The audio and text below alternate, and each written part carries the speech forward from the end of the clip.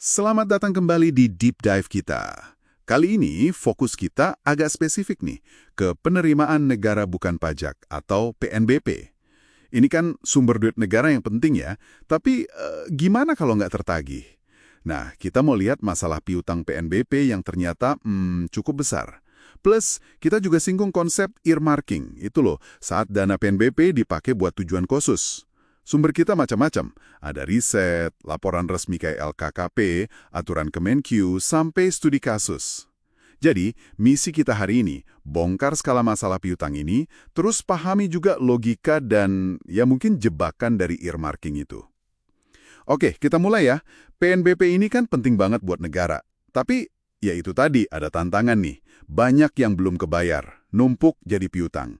Angkanya ini lumayan bikin kaget loh, ratusan triliun rupiah. Dan kayaknya naik terus. Kalau lihat data akhir 2021, total piutang bukan pajak itu sampai 303 triliun rupiah. Gila, naik hampir 60% dari tahun 2020. Angka segede itu apa cuma cerminan ekonomi aja? Atau ada sesuatu yang lain? Gitu ya? Betul, kenaikan drastis itu memang perlu kita cermati lebih dalam. Lonjakan segitu besar bisa jadi sinyal loh. Sinyal ada isu sistemik mungkin di penagihan atau pengelolaannya. Datanya nunjukin tingkat kolektibilitas atau ya keberhasilan nagihnya itu rendah. Contohnya aja nih di Ditjen Minerba yang ngurus tambang itu. Tahun 2017 aja ada 1,37 triliun piutang yang statusnya macet. Udah nggak bisa ditagih lagi kayaknya. Penyebabnya juga ruwet, ada data antar instansi nggak cocok, terus wajib bayarnya yang harusnya bayar susah dilacak, ada juga masalah administrasi internal. Bahkan nih, pemerintah sampai bikin semacam dana cadangan, namanya penyisihan piutang tak tertagih, jumlahnya gede banget. Dari 303 triliun piutang bruto akhir 2021, itu penyisihannya 233 triliun. Wow, hampir 80%-nya itu ya? Iya, besar sekali. Ini kayak nunjukin, wah pesimis juga nih bisa nagihnya kembali. Jelas ini jadi pertanyaan soal kualitas aset negara yang bentuknya piutang ini. Nah, sekarang kita geser sedikit. Kalau tadi soal yang belum tertagih, gimana dengan PNBP yang udah berhasil dikumpulin? Di sini ada mekanisme namanya earmarking. Gampangnya, earmarking itu artinya pendapatan PNBP dari sumber A dipakai khusus buat biayain pengeluaran atau layanan A lagi, atau yang berkaitan erat. Jadi beda sama dana umum APBN yang lebih fleksibel penggunaannya kan? Teorinya sih bagus ya buat jamin dana layanan prioritas. Contoh paling gampang itu dana biaya kuliah di PTN BLU. Duitnya ya dipakai lagi buat operasional kampus, pengembangan gitu. Harapannya juga akuntabilitasnya naik karena alurnya lebih jelas. Undang-undang kita, UU nomor 9 tahun 2018, itu memang secara eksplisit kasih ruang buat KL ngusulin penggunaan dana PNBP-nya. Tentunya harus disetujui Menteri Keuangan dulu. Oh, oke. Jadi kayak prinsipnya dari pengguna untuk pengguna gitu ya, biar layanannya makin bagus. Tapi, di lapangan apa selalu sejelas itu hubungannya? Kayaknya di sini mulai seru nih. Katanya kan ada berbagai tipe earmarking. Ada yang hubungannya kuat banget, pembayar sama manfaatnya langsung nyambung, itu tipe A katanya. Tapi ada juga tipe B atau C yang hubungannya lebih luas, manfaatnya lebih umum. Di Indonesia sendiri gimana? Kayaknya banyak yang tipe kedua ya. Contohnya PNBP dari SIM atau STNK, sebagian bisa dipakai buat dukung fungsi polisi lain yang lebih luas.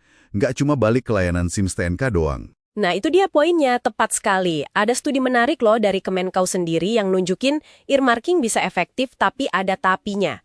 Misalnya nih, kalau dana PNBP dipakai buat belanja barang buat operasional langsung sehari-hari, itu terbukti ada korelasi positif signifikan ke realisasi PNBP lagi ke depannya. Oke, masuk akal. Layanannya jalan, orang makin mau bayar PNBP-nya. Betul, tapi, nah ini temuan pentingnya, kalau dana PNBP dipakai buat belanja modal, kayak bangun gedung, beli aset mahal jangka panjang, sama buat belanja pegawai, Itu ternyata, nggak nunjukin pengaruh signifikan ke penerimaan PNBP berikutnya. menarik.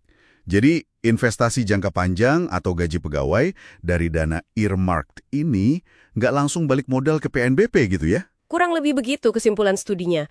Ini kan jadi pertanyaan besar ya soal efektivitas alokasi dana earmarking ini, apalagi buat pengembangan kapasitas jangka panjang. Selain itu, earmarking juga ada risiko bikin anggaran jadi kaku. Jadi susah disesuaikan kalau tiba-tiba prioritas nasional berubah kan? Belum lagi risiko tata kelolanya. Kita pernah dengar kan kasus yang disorot KPK soal penggunaan dana PNBP frekuensi radio di Kominfo itu? Oke.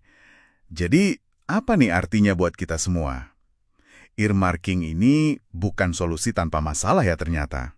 Bisa jadi alat bagus sih kalau dirancang, dijalankan, dan yang penting, diawasi dengan benar, transparan, akuntabel. Tapi ya itu, risiko anggaran ini jadi kaku, terus potensi masalah kalau tata kelolanya lemah itu nyata. Intinya jadi soal cari keseimbangan ya, antara jamin dana buat program penting, tapi juga jaga fleksibilitas anggaran negara. Dan yang paling penting, pastiin dana itu benar-benar efektif buat ningkatin layanan publik. Nah, sekarang Anda jadi punya gambaran lebih dalam nih soal tantangan piutang PNBP yang nggak main-main besarnya, dan juga kompleksitas penggunaan dana PNBP lewat earmarking di Indonesia. Potensi manfaatnya ada, jelas, tapi risikonya juga signifikan dan perlu dikelola hati-hati banget. Sebagai penutup, mungkin ini satu hal buat Anda pikirkan. Kalau tadi ada temuan studi kalau belanja modal dari PNBP earmark itu kurang efektif dorong penerimaan lagi, terus gimana caranya kita mastiin dana ini nggak cuma habis buat operasional rutin aja? Gimana caranya biar dana ini benar-benar bisa buat investasi jangka panjang, bangun kapasitas layanan publik yang lebih bagus dan berkelanjutan? Mungkin perlu model alokasi yang lain, atau pengawasan yang lebih ketat. Sesuatu buat direnungkan. Oke, sampai jumpa di Deep Dive kita berikutnya.